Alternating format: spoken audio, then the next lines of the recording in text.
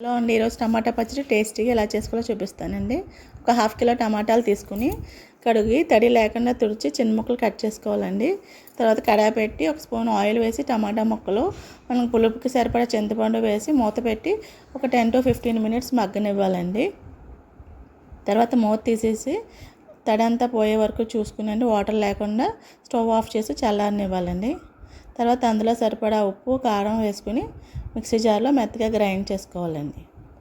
తర్వాత ఒక పాన్ పెట్టి ఒక 2 స్పూన్ల ఆవాలు, 1 స్పూన్ మెంతులు వేసి డ్రై రోస్ట్ చేసుకుని పౌడర్ చేసుకుని అందులో కలుపుకోవాలండి. తర్వాత మన పోపు కోసం శనగపప్పు, మినపప్పు, ఆవాలు, వెల్లుల్లి, ఎండుమిరపకాయ, కరివేపాకు వేసుకోవాలండి. ఇందులో జీలకర్ర అవసరం లేదండి. కొంచెం ఇంగువ వేసుకుని స్టవ్ ఆఫ్ చేసుకుని కొంచెం గోరువెచ్చగా ఉండగానే ఈ పచ్చడిలో కలుపుకుంటే ఎంతో టేస్టీ అని టమాటా పచ్చడి రెడీ అయిపోతుందండి. మీకు కనుక నచ్చితే ప్లీజ్ సబ్స్క్రైబ్ చేయండి. థ్యాంక్